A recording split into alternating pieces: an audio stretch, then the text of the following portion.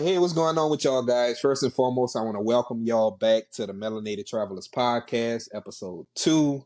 And I have an amazing guest in the building. And I have Miss Rakia Thomas. And say hello. Say hello, Rakia. How you doing? Hello, everyone. Hello, travelers. Yo, so I'm gonna give y'all some background on Rakia and just such an amazing story. And so y'all can y'all can actually her social handle is going to be down at the bottom of the show notes, and at the end of the interview I'm going to make sure that she gives us her social handle again. But her social handle is Miss Queen Rowe. Y'all can check her out on Instagram. Is it the same on all social platforms? It is, yes. Okay, perfect. Instagram, YouTube, hmm Okay, perfect. LinkedIn. Perfect. Y'all make sure y'all go follow her, man. But she is the CEO and founder of the Royal Consulting. Royal Consulting.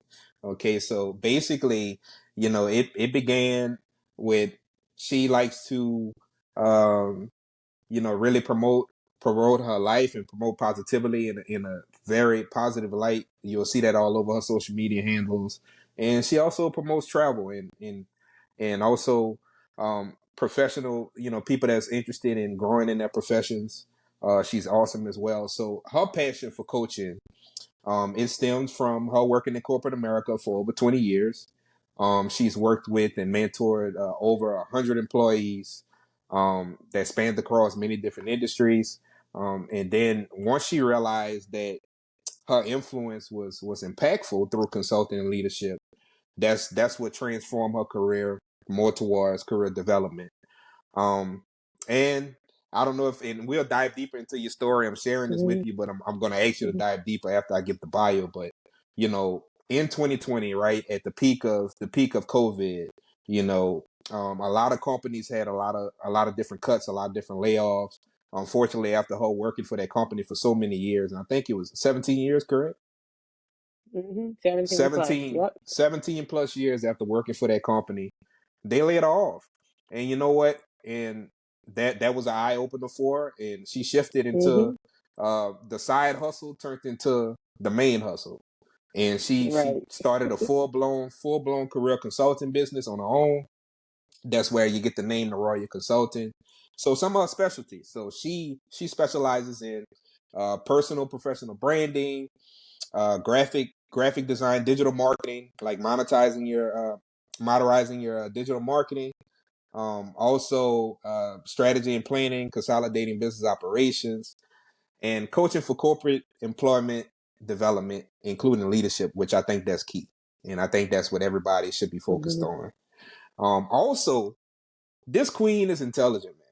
So she holds a BA in communication studies, and she also holds an MBA in public administration, and that's like awesome. And I gotta hmm I gotta add this, y'all. This is a big flex because I look. I'm trying to get on her level. She's been to 23 countries, y'all. That's absolutely amazing. I actually need to update that. I've been to more. I've been close to 30 now.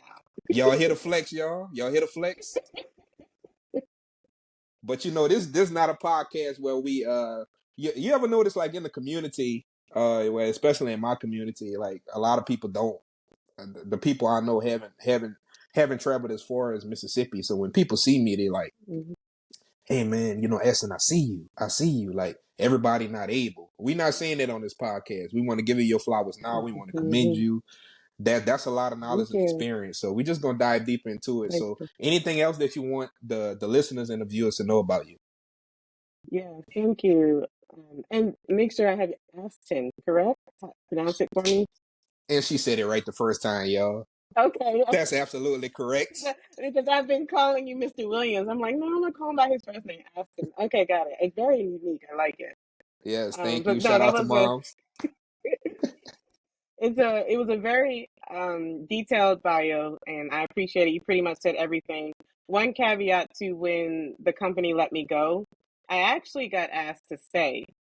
And Oh that's wow, okay. when, yeah, I actually got asked to stay.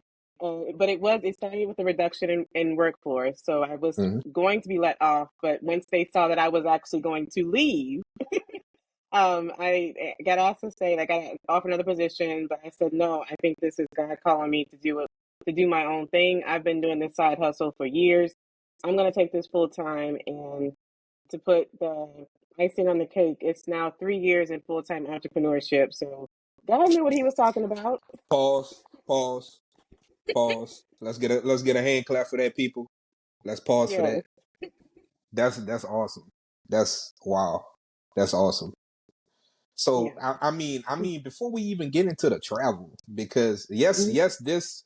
this podcast is to talk about the our stories and to inspire the diaspora, but not only through travel but through business. So can you explain, like, first of all, not everybody's built to be an entrepreneur, but Mhm. sometimes we're forced into entrepreneurship. How did that feel? That fear. Let's talk about that for a second.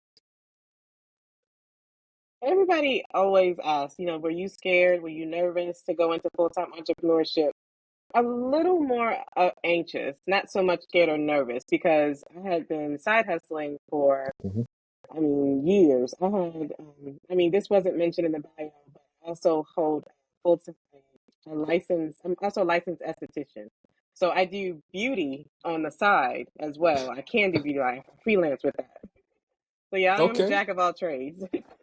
Wow, that's awesome. But I say that to say I was doing that first before I went into the business side.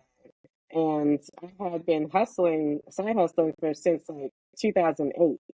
I had a, I was in corporate America for full time and opened my own full time day job that I was doing that working that. So pretty much I was from morning to evening, I was doing something, whether it was corporate America or the side hustle. And from Mm, that scale, I say that to say from that scale is where I learned how to be an entrepreneur. So didn't have the skill set to go full time at the time because I was young and it wasn't feel mhm, like I was ready. But mhm, I had been entrepreneuring for like many years. So I'm like, okay, now when they offered me the position or the option to just, leave the company, I was like, I know now that I'm confident to be able to open full time and carry the skill set that I learned from corporate America, from the entrepreneurship, and put that into my own business. So I say all that to say, yes, there was a sense of anxiety going in because you have to make sure you're set. Number one, financially, right? I had been I didn't know I was going to be let go at the company, but I was smart enough to know to where I'm gonna start putting things on the side, right? Just to make mhm. sure things happen. I had set myself up with some investments as well, so all of that came into play when I was ready to go full time. Savings, investments, all of that. So that's helped me in withstaying the first year or so, year and a half where I was full time to where to my business picked up like it should have. I do not say that, and you are correct in saying full entrepreneurship is not for everyone because it's not. Mhm. Mhm. It's you That's have fact. you don't. It's not just you have to be ready financially. You do have to be ready. You have to have a mindset to do it because you are always working. Everybody's like, "Oh, you work from home. What work are you doing? You get to pick your own hours." I said, "You guys, y'all maybe sleep or settle down by like 6, 7 in the evening. I'm still up here hustling and working." That's having facts. a That's business, facts. yes, having a business Mhm. is way can be way harder than working in corporate America. So you definitely have to have a mindset before doing it and a plan in place. I highly recommend if anybody to everybody's just like, well, I want to go straight from corporate America to full-time entrepreneurship. I used to think that way. I do Mhm. not recommend that at this point because there's too many reasons why your business can fail or how it can fail. So just to make sure you can, if you are able to withstand it, stack your money the way you can, stack your skill set as much as you can before you jump ship and go straight to full time entrepreneur. So I'm all for like if you can finagle your time to do corporate and side hustle for a little while, just do it, stack your money before you and know before you go ahead and jump into that arena because it's a whole different beast. Yeah, that's facts, because I think for me, and this is the first time I'm really broadcasting this publicly. But I literally these past few months have been forced off the cliff. I've always been on the edge of full time. Mm-hmm. I've owned a restaurant in the Mm-hmm. past, real estate. I have properties. Um, but I've always, growing up having that sense of security, right? Um, but when Right. you jump off that cliff, and to my listeners and to my viewers out there, I don't know what y'all believe in, but you know, God was definitely in control of the whole entire situation. Like Right. you just gotta jump and just know that one day your parachute is gonna open. You're gonna hit some rocks Mm-hmm. down while you going Mm-hmm. down this cliff. You're gonna get cut up. You're gonna get cut up. But Yeah. but once you Yeah. once you once that parachute opens, it's like, wow, okay, this is what I went through. So that leads me to my next question, to switch it back to travel. Um you talked about that anxiety. Um, even though I know you've been to multiple countries, let's start off with numero uno. Let's start off with the first one. How did you feel? Um, how did you feel as a black traveler leaving the country for the first time? And what was that first country? Uh, okay. So and I actually just thought about something. I thought my first time going solo was what I was about to tell you, was a cruise, but actually it wasn't. Technically, I thought about this. I actually went to Germany was my first international country in the early 2000s. I flew over there by myself. So that technically, I guess that was my first time going solo. And then I met Mm, somebody when I was there.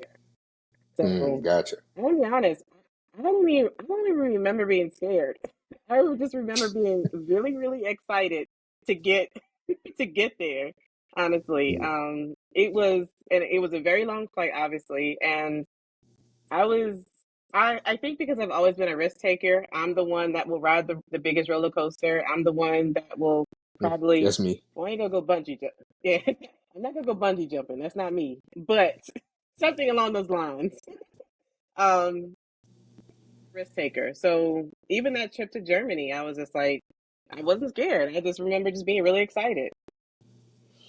Wow. So that's pretty interesting. That's pretty interesting that you brought up Germany, because one of my good colleagues, I have two friends in my circle that have left the states and have um gotten citizenship elsewhere, or visas elsewhere. Well, one has a visa, one has Mhm. citizenship. But anyway, he lives in Germany. Actually, he lives in Berlin, and Mhm. the reason why I'm bringing up Germany, it just seems like Germany, they're more open to different cultures.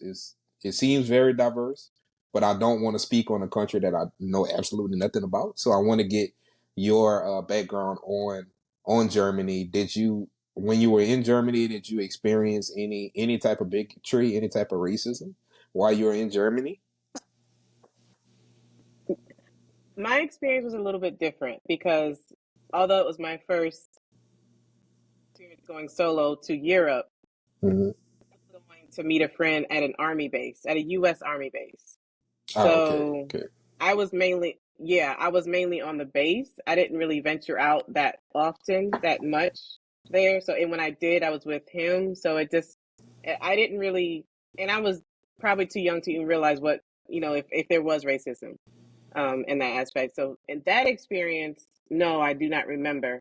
However, fast forward to my other European trip to Croatia.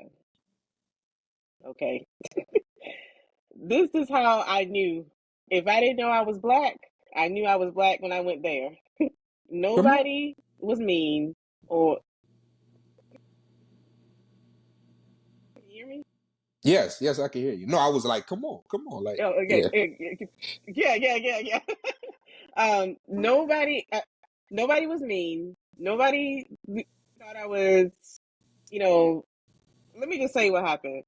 So this was a solo trip, and I'm walking up the streets. Croatia is this very, very small country, right? But there is hardly anybody, definitely none of us. It is hardly any brown people either. Literally, I was walking up the streets, just minding my own business. And not one, not two, not even three, but just about everybody I passed would stare. Not just look and turn away, but stare.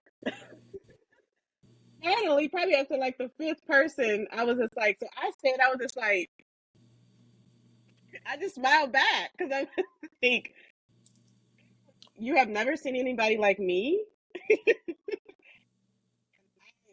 I was solo, but I was with the group, and the group there was nobody that looked like me either in the group, but they noticed it too. Mm. And a couple people were American, so they were just they looked probably like the fifth person. They looked at me because I know they were uncomfortable. They looked at me, and I'm like, "Look, this is what I got to go through." And I just made them laugh because they were it was an awkward situation. Yeah, yeah, I just definitely. said, "This is what I got to go through traveling to certain countries, to certain countries."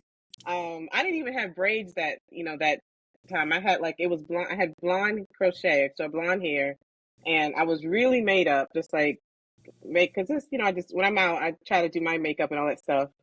So I just came off with the confidence and the persona that I held. I guess it just threw everybody off, and I literally was stared at the whole time.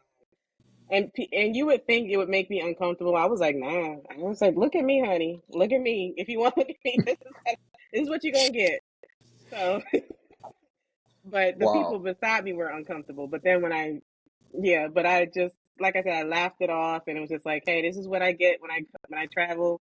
It's okay. I'm used to it. It's no big deal as long as nobody disrespects me or comes up to me in any kind of crazy way. It's fine. So that was probably the one and only country that I really experienced. And again, it wasn't even racism. It was just I looked different to them. This is this is this is a question um that just came on my mind. Would you consider Hmm. most of the places you've been to, and I'll get you the name. I'll get you the name on after this question. But Hmm. do you feel like overseas? Do you feel like it's more so classism or racism? And I'll explain. I'll give you an example to add to the question.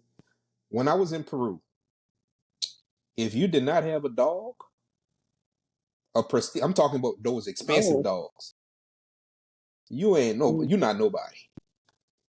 Everybody had a dog. oh, Everybody had a okay. poodle. Everybody had uh, these expensive dogs that's 10, 20, $30,000, Hmm. $50,000 dogs. Everybody had a dog. They had dog parks everywhere.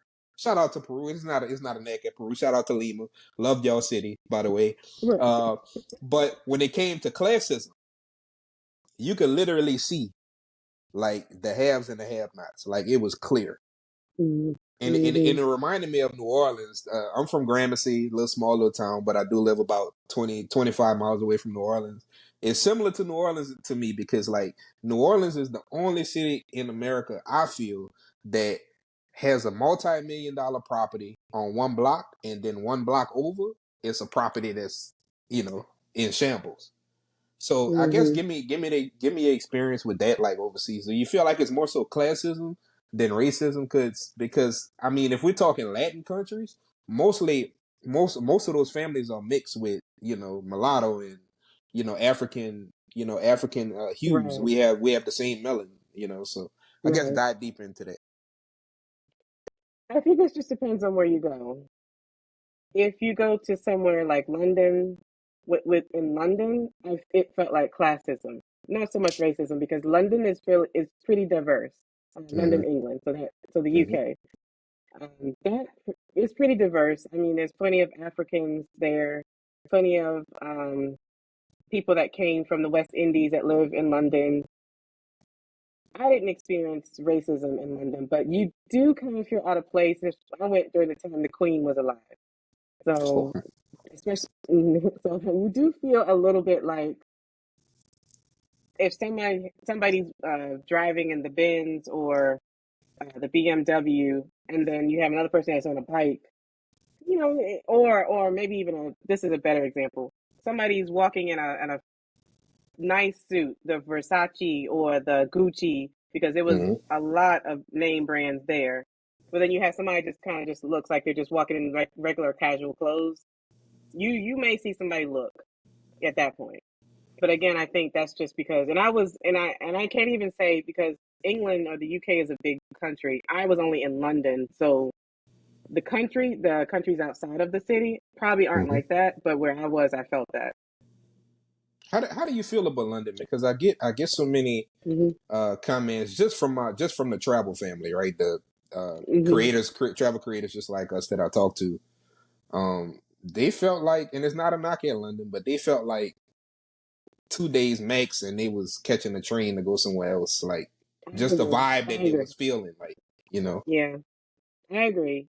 So if you're going to do like that part of European trip, Paris, London, going into Amsterdam, all of that, I would I would book it to where you can ride the train through those countries.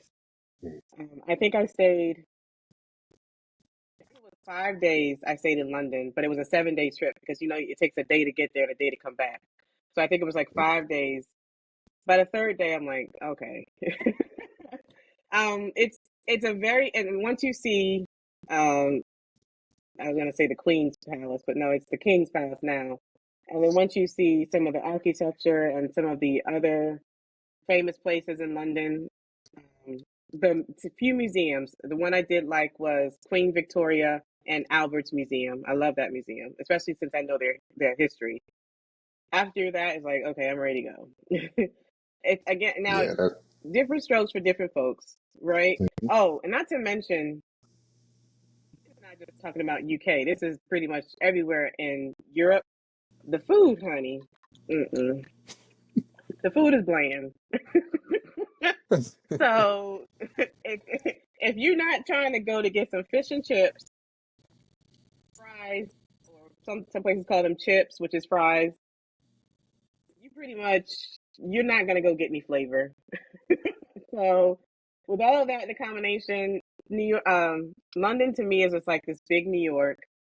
Although in Mm. New York you actually have more fun than I did in London, but it's not a place that you would say I'm gonna stay a whole week or more. Mm-mm. Yeah, How do plan to do a country hop.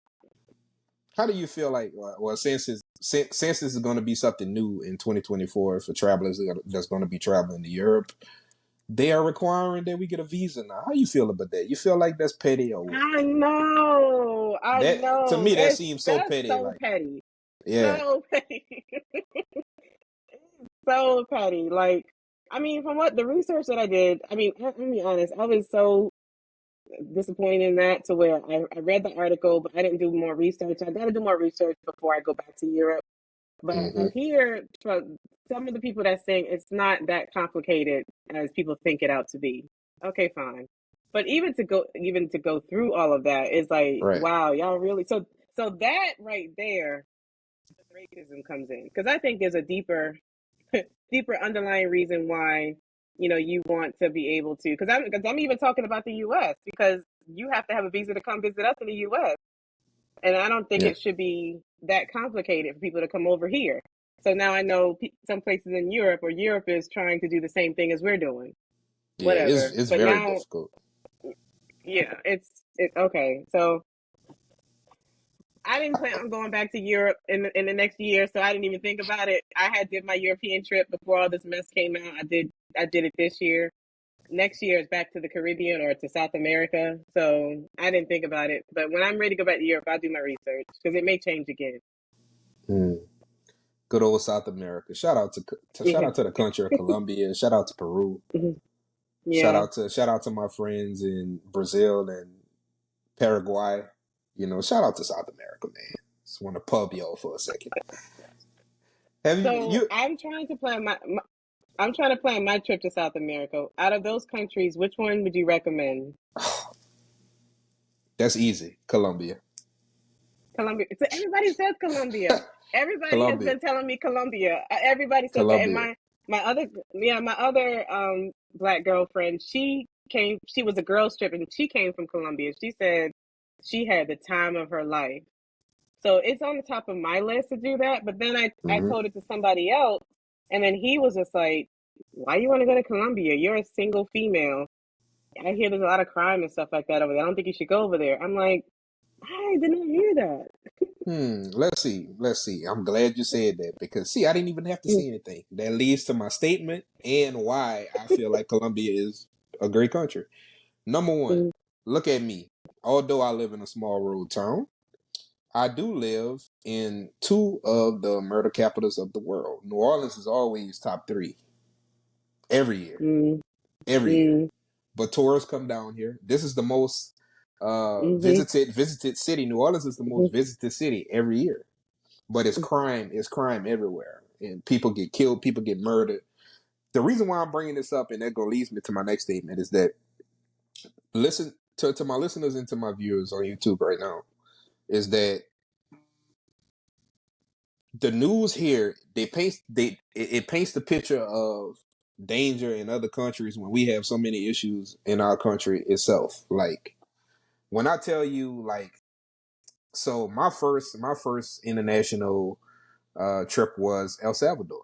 A lot of people would look at me like I was crazy. El Salvador was one of the most dangerous countries in the world at one point in time. The new president came in, he made a lot of changes, and I never felt safer. I mm, felt safer in El Salvador than I do here. So with that being said, okay, Colombia. Let's get into it for a quick little second. Colombia. Yes.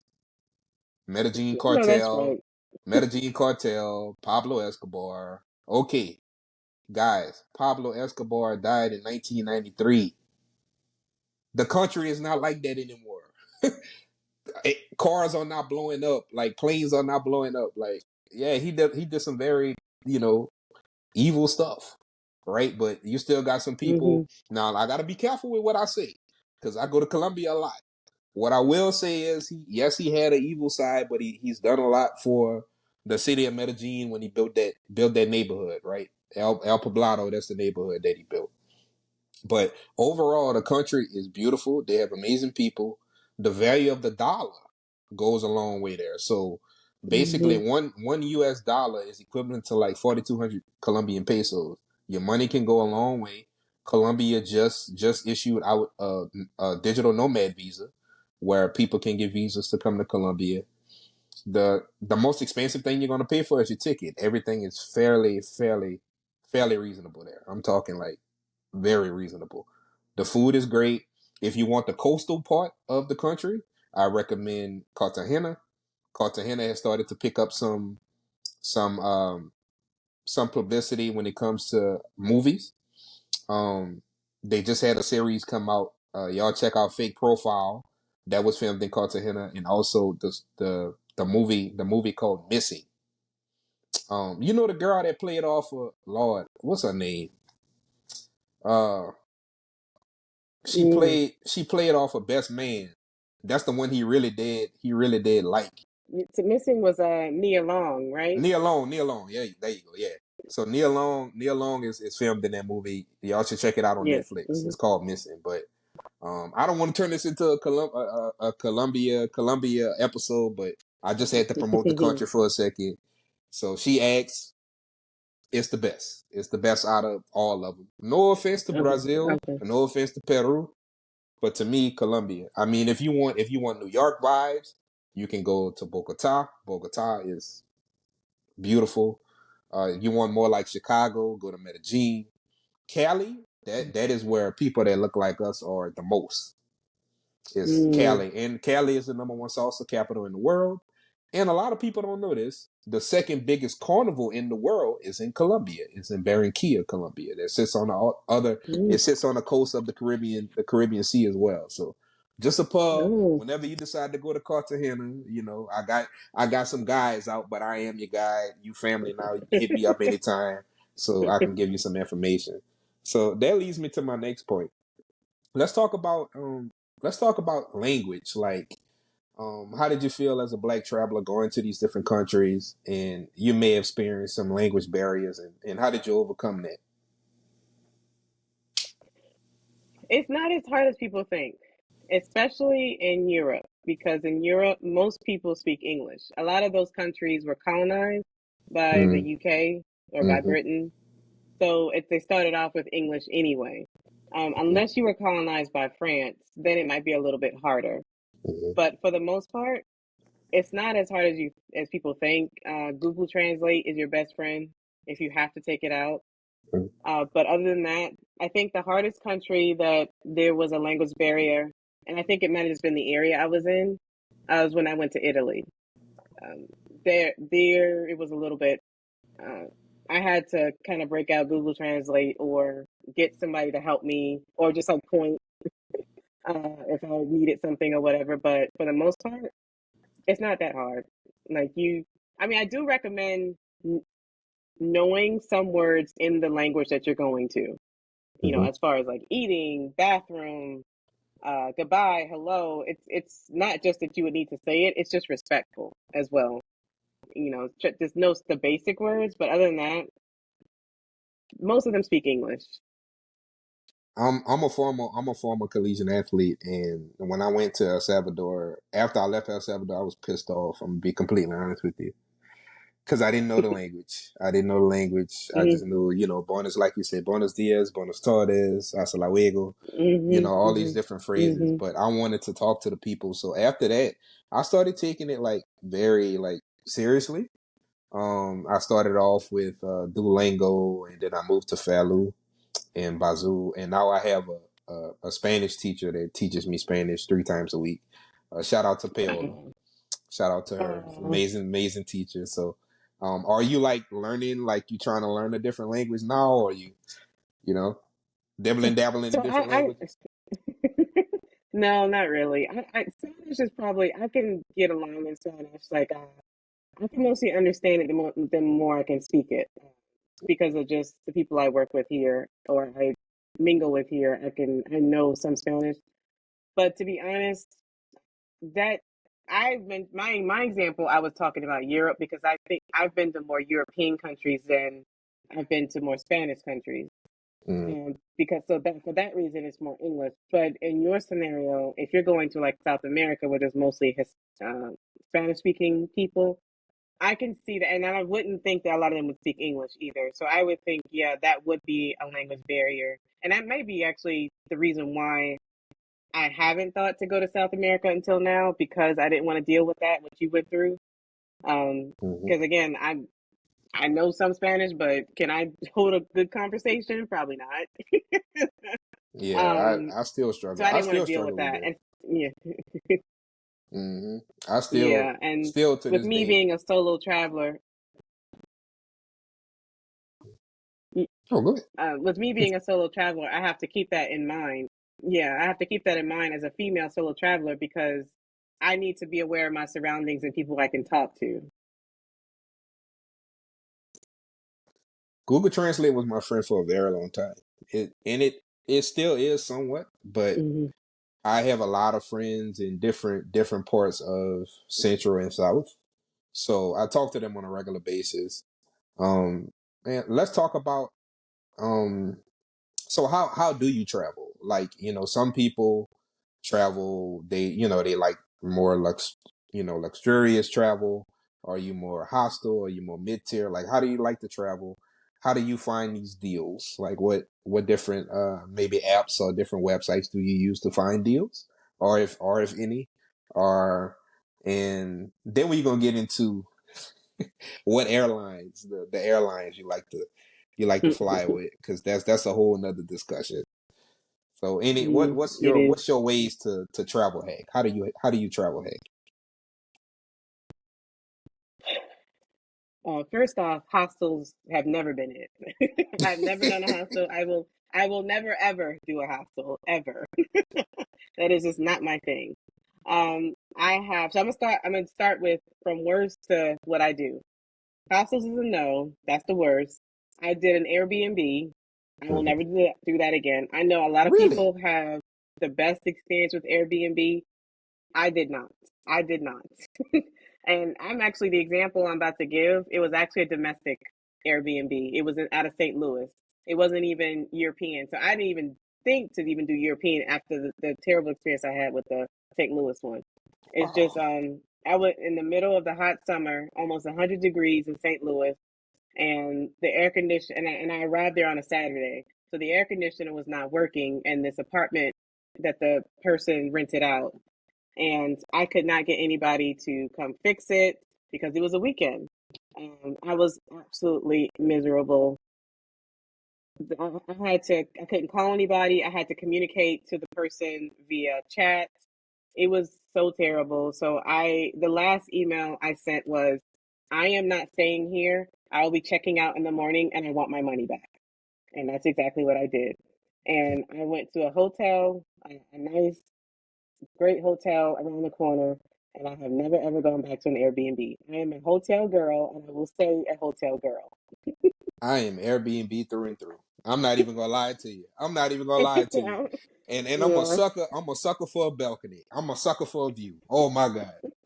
I'm a sucker for a Yeah. view. You hear me? A sucker for a view. I will spend an extra, 50, 60, Mm, 70, $80 for a great view in a place where I can cook. So I like to cook. And that'll lead me to my next mm, question. I like to cook when I'm mm. overseas, a few meals. I still like to go out to the local markets and explore the restaurants. So like, okay, so Airbnb is out, hotels is for you. How do you feel about like exploring like cultural dishes in different countries? Or give me some of the ones that you really enjoyed that you thought, you was kind of iffy about, but when you tried it, it was pretty good. So I'm not a foodie.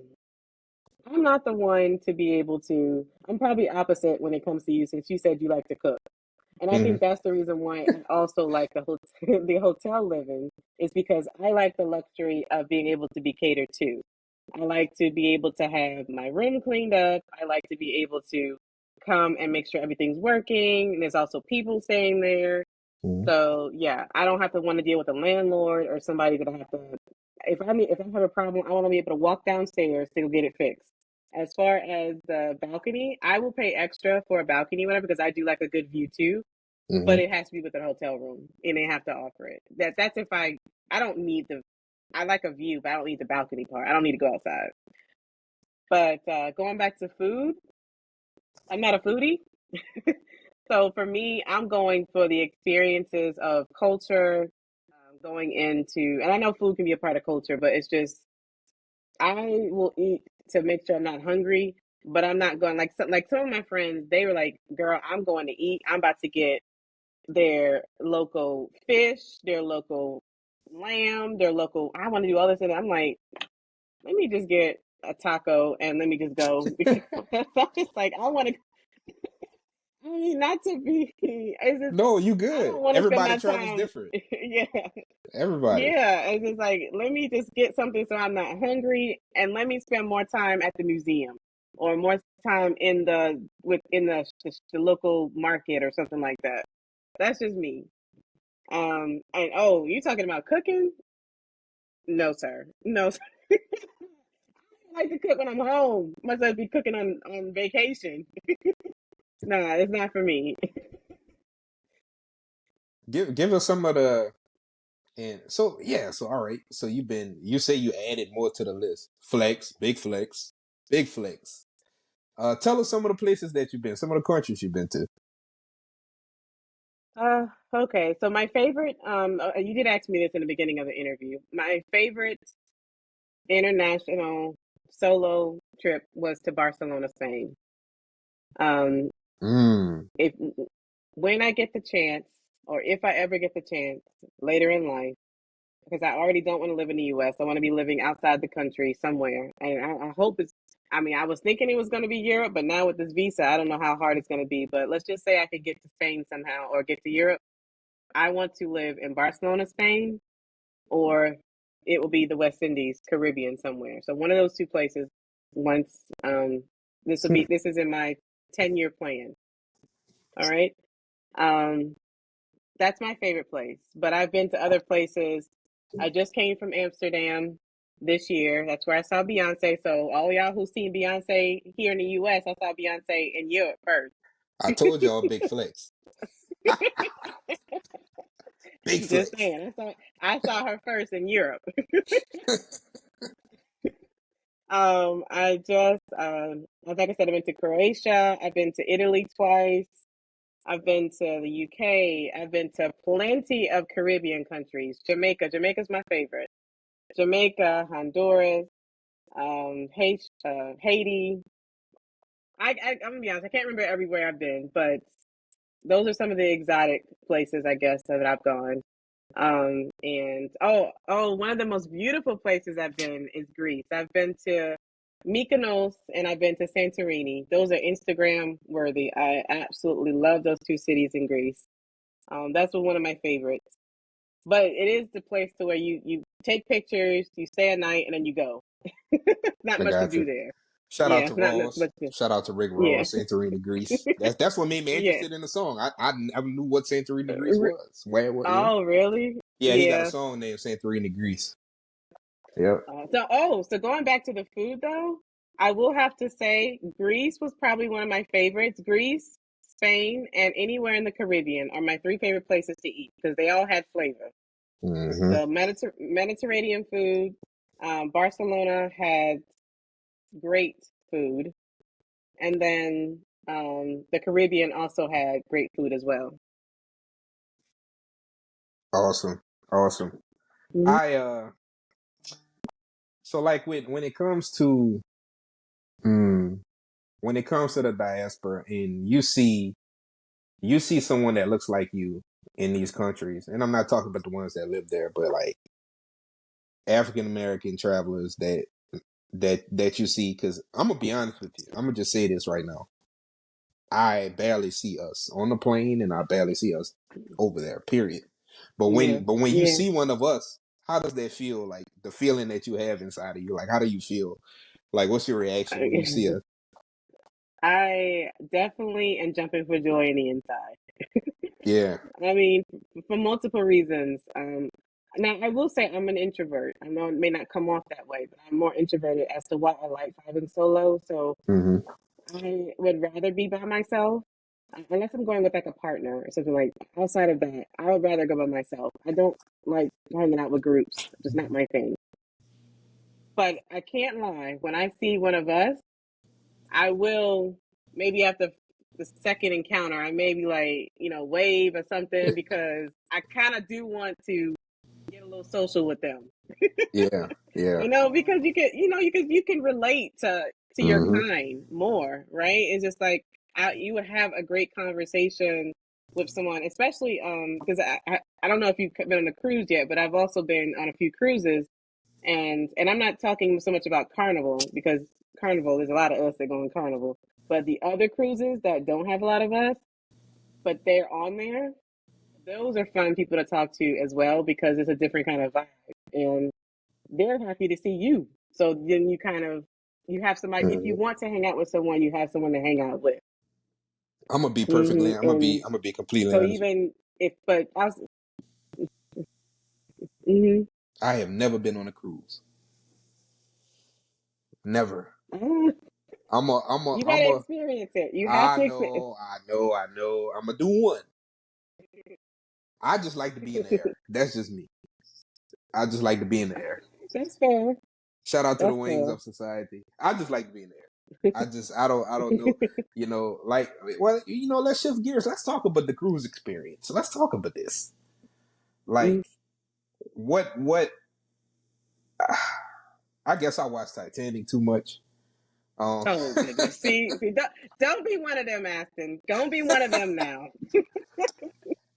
I watched it too much to be in the middle. So just all right, let's break it down. Let's break down the cruise. Why you like it? Like what's some of the things that you like about the cruise as opposed to No, catching a flight? number one, Aston, you can visit 5 different countries, three, four, 5 different countries in one trip. That Okay, alone that's fair. That's fair. should convince you to go to a cruise. That alone. That's fair. But That's so so outside of that, all you can eat.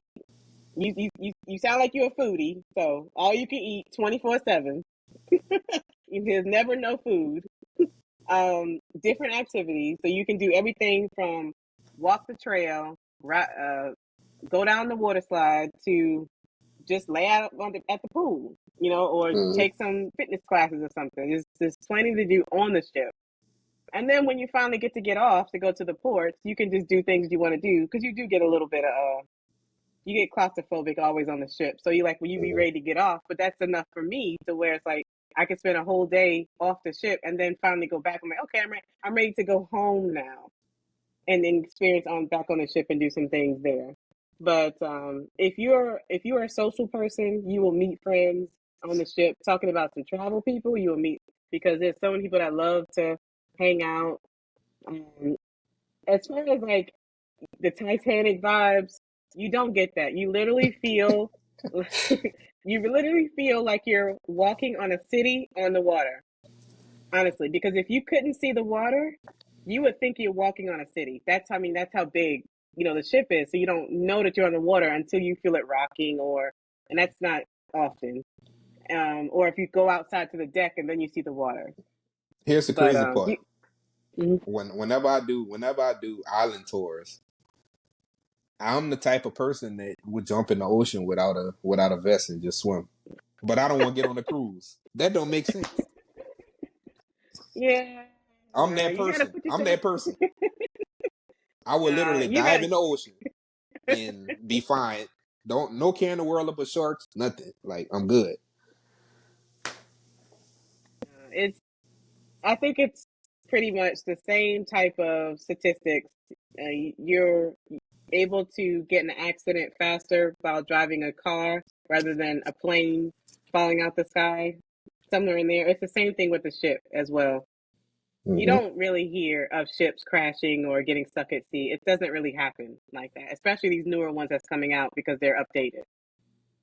Speaking of statistics, that's gonna lead me to my next point. I'm going to give you some statistics that you might not have known, and I want to get your reaction. Okay, it's going to be two set of two set of two set of Mm-hmm. statistics. Okay, so Mm-hmm. number one, when it comes to travel in the U.S., I'm talking domestically. 75% white Caucasians, families, individuals. 75% blacks, African American people in the diaspora, 49%. That's the first statistic. The second statistic is, you ready for this? I think your mouth gonna drop on this. And you probably won't be surprised, but I'll say it anyway. Only 17% of African Americans travel international from the United States. I'm not surprised. 17%. So we're in the Yeah. top 1% Mm-hmm. out of the 17. 17%.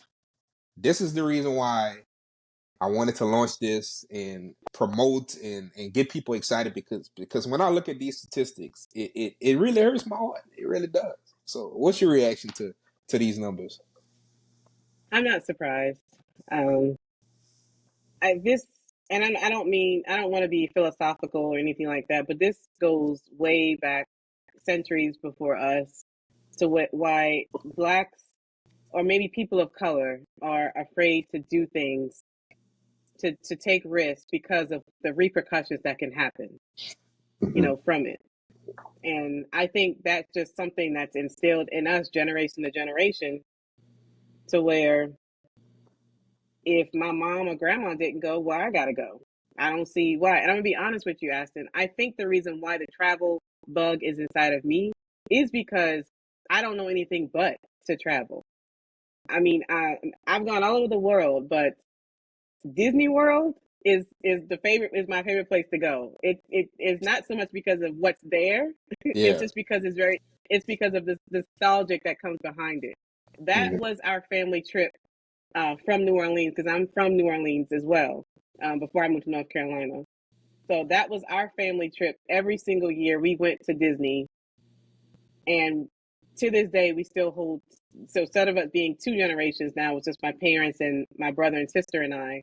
Now it's my parents, my brother and sister and I, our families, our kids, our mates and spouses and things. Now we all go to Disney World every other year. It's just a family tradition that has been installed in us, and that's the reason why. And then outside of that, I can remember my grandfather, my dad's dad. He Mm-hmm. owned an RV. He went around the country just traveling his RV, and this was before he was retired. So when he was retired, he definitely went everywhere. So it was my family knows everything when it comes like knows it not knows everything, but we knew about travel. So it just there's not really too many people in our family that do not like to travel because came from generations prior to us. That's my situation. But when I talk to, because I'm gonna be honest, I'm not surprised by these statistics, but I didn't understand them.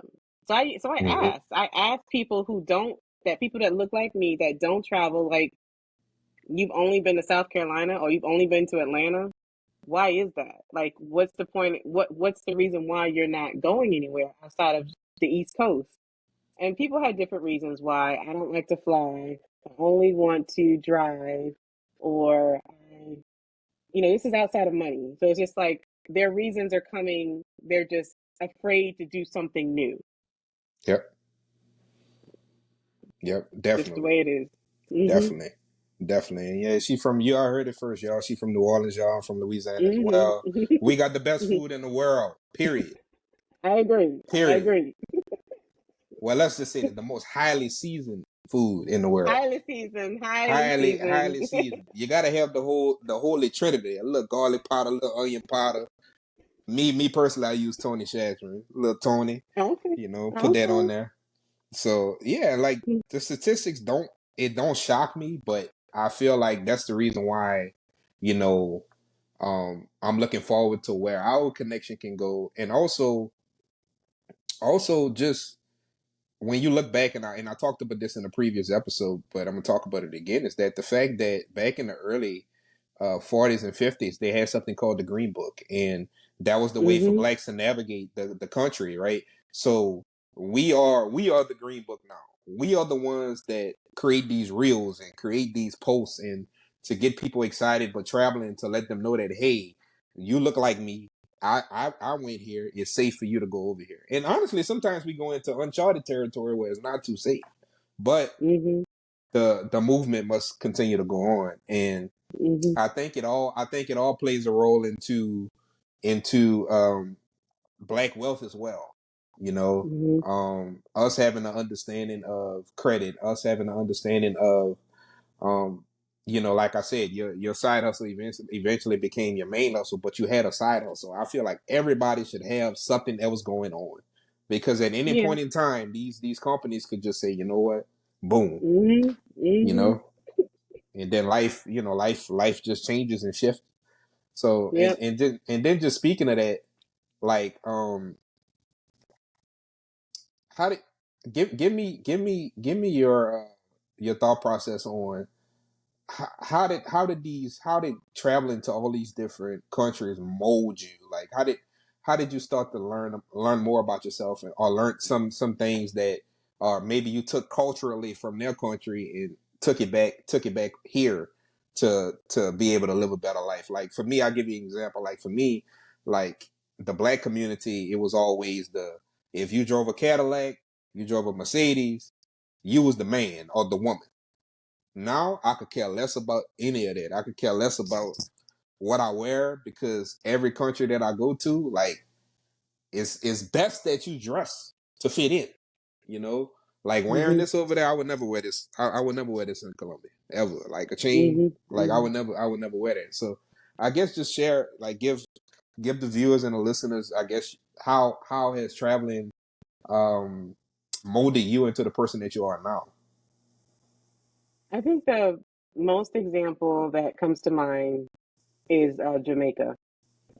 Have you been to Jamaica? No, I never been to Jamaica, and I ain't waiting to. I feel like this is my opinion. We could agree to disagree. I feel like Jamaica is a place for me where I need to go Mm. with. I need to go with somebody of the opposite sex. I need girlfriend. Okay. Um, Other than that, I'm I, not going. I, I'm not going. that's fair. That's fair. Um, so Jamaica, I think, would probably answer that question the most, because nobody I met, and honestly, I say Jamaica, but honestly, any in the West Indies. I'm gonna be honest. Any of the West Indies, they do not stress.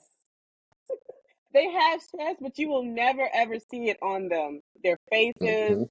You don't hear them yell. It's like, it's okay, man. It's okay, man. It's okay. Like, it's like they are like chill for real. Now you can say it could be some other factors that make them chill, whatever the reason is.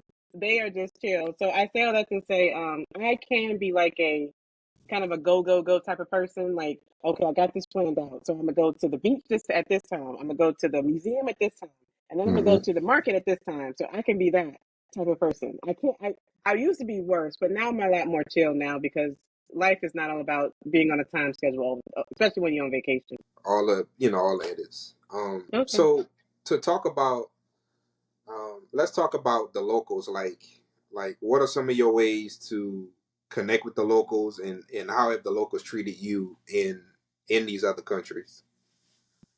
I do recommend to connect with them, go out into like the rural areas or go out to where you will actually see the real part of wherever you're going, whether it's Peru or Barcelona. Like I ventured out to the inner cities of Barcelona. And oh, that brings me to a point I do want to make. Don't always rely on like public transportation as far as like an Uber, whatever the Uber they have, or a taxi, whatever. If they have like public transportation, like a subway or some type of tram or something like that, take that because you can go to like the inner cities and see like the real part of the country and or that city and enjoy it that way. Um, Pretty much for me, I have been welcomed even in Croatia. Like even though I got stared at, it wasn't that I didn't feel welcome. Well, maybe I didn't feel welcome, but it wasn't felt like it was like racism or anything like that. It just felt like it was just awkward and weird. But there was nowhere I've gone, thankfully, to where I just felt like, oh, I felt unsafe. I have to go. I just do not like this place. Honestly, I probably get worse looks domestically than I have in other countries. Gonna be honest, some places I've been domestically than other countries. But I would probably have to say my favorite place that I feel the most welcome is anywhere in the West Indies. Anywhere in the West Indies, Jamaica, um, like Honduras, those places, Haiti, those are the places I felt most welcome to go. I'm going to Honduras in the next few weeks. Yeah, you're gonna love it. You're gonna Any love insight you can it. give me on Honduras? I know about Roatan. What else you got for me? Actually, that's all I've been was the Boca Raton. Ah, So yeah, not anywhere else. I mean, Boca Raton is nothing but beach and eating. So mhm. oh, okay. Well, you can tell me how do I get there? Because I know it's not as easy as people make it seem. Like to get there, um, you got did you take a ferry? so that one was a cruise. So that one was, but Ah, to your, okay. Got you. Got you. Got you. but to your point, we did have to tender, which is a small ferry to that island. Okay. You probably will have to do that. Yeah. Actually, Honduras is going through their own battles right now. So I got some friends in Honduras, and they still have curfew going on in some of the major cities in San Pedro Oh. Sula. So Oh. they're going through what El Salvador experienced, getting these gangs out of Oh wow. out of the major cities. Oh wow. Okay. Mm-hmm. Well, just be careful. Mm-hmm. So airlines, we didn't talk about that. Oh, Airlines. going back to the airlines. Look, I brought this up in the first episode, and you know what? This company needs to just make me a spokesperson, and maybe I could get a UGC deal. But what is your thought process behind why everybody talks so bad about Spirit? You already know what I was about to say. Why? And I'm not talking about when the company just came out. They had a lot of issues. I'm talking now. hmm I keep. I don't know. I don't know about now though. I hear now because so many people want to travel and it's so expensive now to travel by plane. A lot of people when they thought Spirit was like the Walmart of the air, they like going to like Spirit and Frontier.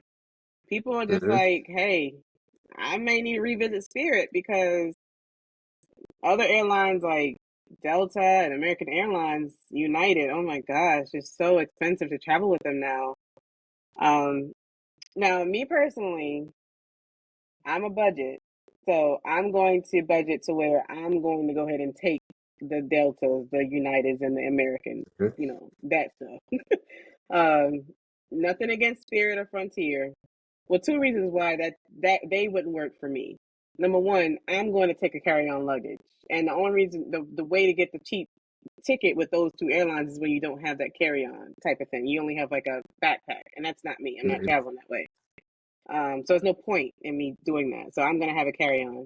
And then two, I do like the type of service. And then I get airline miles with my credit card.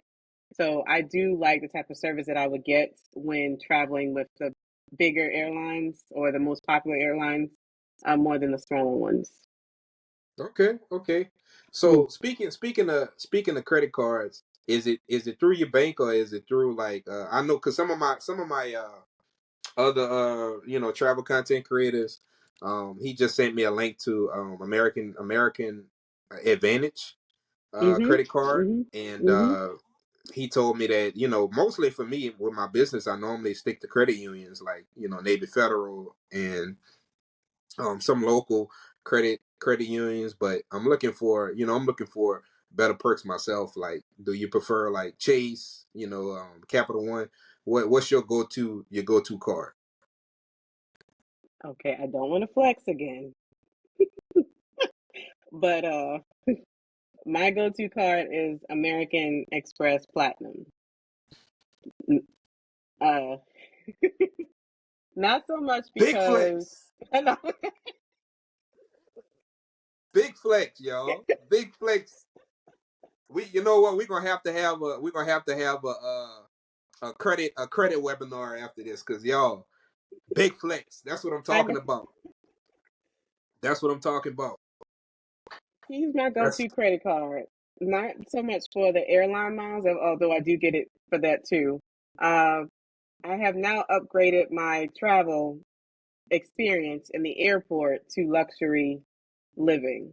What I say that is the Amex Platinum card allows me to be able to go into a lounge at almost every airport that I travel to now. yep. Food, Yeah, yeah. Food, drinks. all you can drink, all that other stuff. Great Wi-Fi.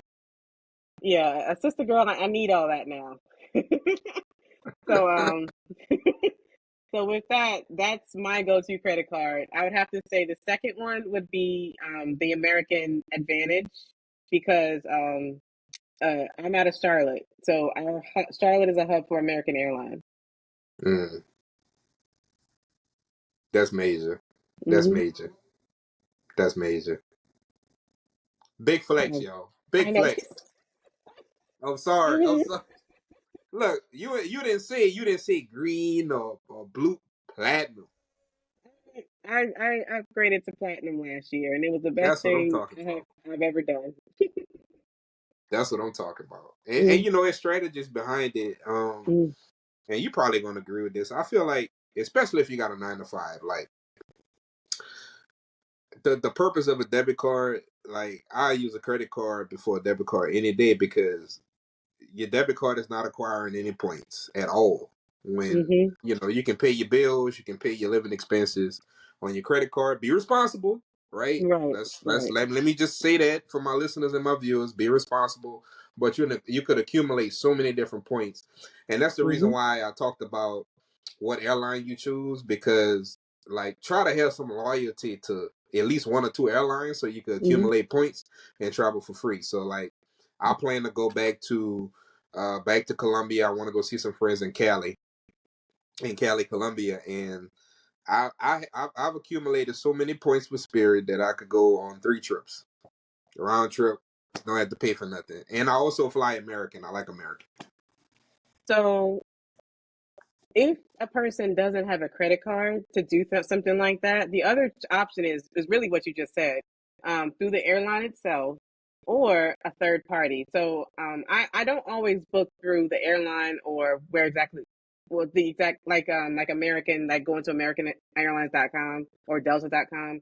I sometimes use a third party like Expedia, Mm-hmm. and I've required enough points for Expedia to where I can get a hotel stay as well. So that's another option for your listeners to be able to say these are all options for you to basically the point that we're trying to make is book to where you can get points, whether it's your credit Yeah. card or the airline itself and or even the hotel itself get points because Mm-hmm. it comes in handy.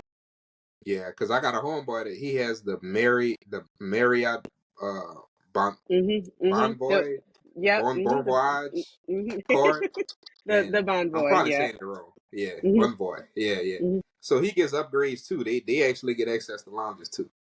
Oh yeah. See. Yeah, Yeah. yeah, yeah. They do their thing, man. Shout out to Choose to Explore. And I want to end it like this, and I think that why you do something is always important. Your why is something like being an entrepreneur, right? You got a why. You got something that you have a family. You have a daughter. You have a fur baby. You got reasons hmm why you do what you do. So let's break it down from a travel perspective. Like, if you can leave, uh, you know, any message to the travelers that's listening on the podcast or watching us on YouTube, what advice would you give them as somebody that may be on the edge of, like, I don't know if I want to travel internationally. I don't know if I want to leave the country. What advice could you give them on why they should do it?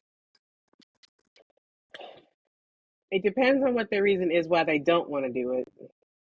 To me first, but just to put it out there as to why they should do it is different reasons. Whether it's food, for me, it's culture. I want to experience something outside of what I already know.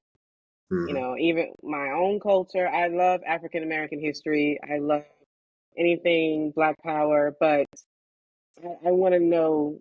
So here's an example. When I just came back from Amsterdam, I learned about Anne Frank as a kid. Do you know who Anne Frank is, or do you remember who Oh she yeah, was? yeah, we are Yeah, in yeah, that book. Yep, yeah. Well, I not cried at the everybody. end. Yeah, not, okay. Not everybody knew who she was. When I came back, because I documented that. And by the way, if anybody wants to see a lot of my travel ventures along with watching Aston on YouTube, I also have my own YouTube channel that documents some of my travel ventures as well. But I did a video on the Anne Frank Museum, or the Anne Frank house that I went to. And I got a lot of DMs on my Instagram just saying, well, who is Anne Frank? And why is she important? Who was she? I'm like, wow, this is the reason why I Mm-hmm. travel, because me thinking maybe ignorantly would not have thought that people would not know who Anne Frank was. And I didn't mean to come off as demeaning when I asked you, do you know who Anne Frank was? It was just because I received those DMs to say, who is this Yep, person and why did you go visit her museum? yep, totally It's, understandable. Trust me. yeah. So the reason why the why for me is culture and learning something new. I'm all about learning. And the probably the third why, or the second or third why, whatever the reason is, where I am, is my daughter. So you mentioned, yes, I have a daughter and I do have a fur baby, and if I can take my fur baby everywhere, I would, because she's my other little child. But my daughter especially, my daughter has traveled since being in the womb. That's how much I adore travel and want her to know things outside of this house. When she was in my womb, homegirl was going to Disney World. We went to Disney World when she was in my womb, and when she came out, when she was born. She's been to Disney World many times. She has been to so many states.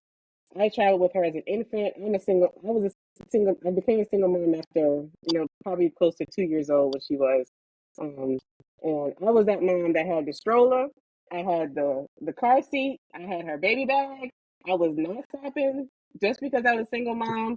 I was at Yep, that air. I was at that airport with her by myself with the stroller and all of that at the airport. And she has traveled with me up and down the East Coast, even as a baby. And I am happy to say, just about 2 months ago, we just got her passport. So uh-oh. it's on Uh-oh. now. So time out before you keep going. So you about to pull one of those Instagram reels where when my daughter gets older and men try to take her to Atlanta, Houston, and Dallas, and she gonna be like, nah. I've been all over the world. Yep, I'm gonna be that mom, and I will have to say, because her dad is in her life as well as heavily as well as well. He doesn't travel as much as I do, but he doesn't mind travel. He's half Jamaican, so he goes back and forth to Jamaica all the time. So we got her passport so that she can go back to his home roots to go take her to Jamaica and her sister to Jamaica and everything. So that's one of the reasons why, along with me, I got her passport because I'm ready to take little girl on a Disney cruise. So we planning that. Y'all, big flex. Yeah.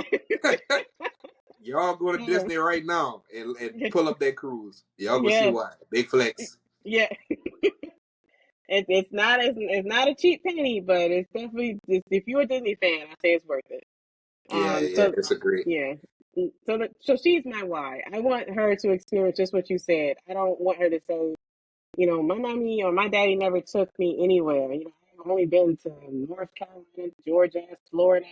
No, my mom took me all the way to wherever country I take her or whatever, France. So I do want a mommy daughter to Paris trip to come up.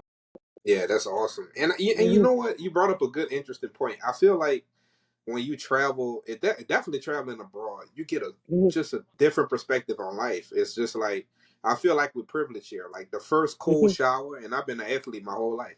The Hmm. first cold shower that I ever took was in El Salvador. They didn't have hot Mm. water, and that was Mm. an Airbnb, by the way. I wouldn't have See? had that at a hotel. But look, I'm glad Nah. I experienced that. I'm glad I experienced that because it showed me how privileged we are here. Like Hmm. how privileged we are, And but yeah, it was an amazing experience. And you brought up another interesting point of just about connecting. Like, not everybody knows where they come from. Most of us don't know where we come from. Our family's been, destroyed and scattered all over the world. And I think traveling for me, I get bits and pieces from each country that I can learn from. Hmm. That's why I travel. That's why I do. That's why I do the things I do. All right.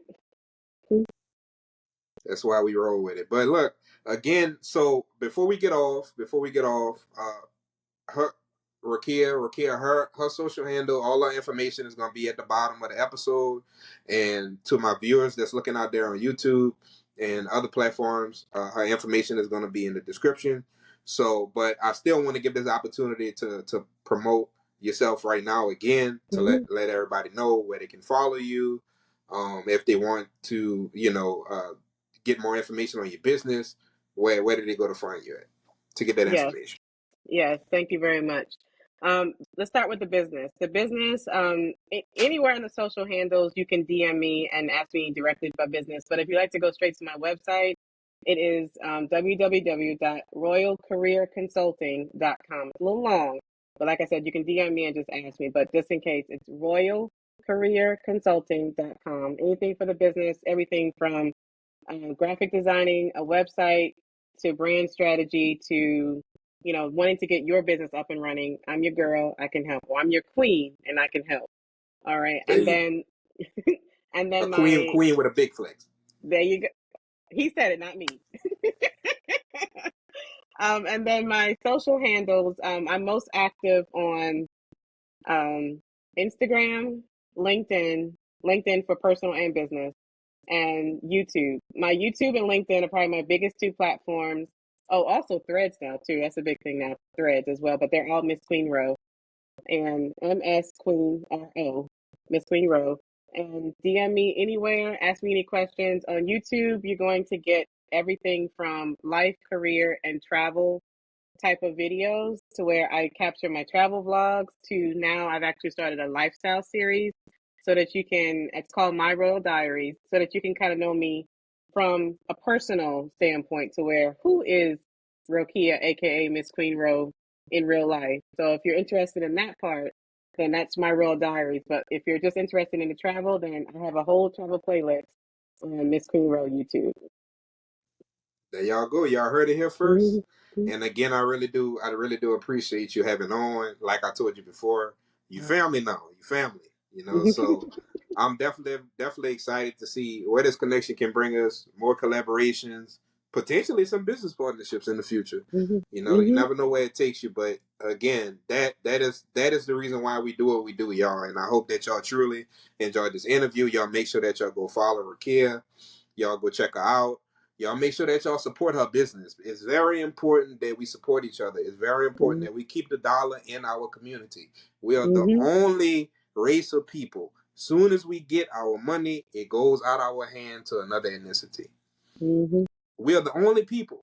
Let's get that circulation going. Let's get that circulation going. Anybody that needs these services, I need y'all to reach out to her. I need y'all to reach out to her right now, today. But again, I really do appreciate you having you on. And y'all know my motto, I'll see you at the top because the bottom is just too crowded.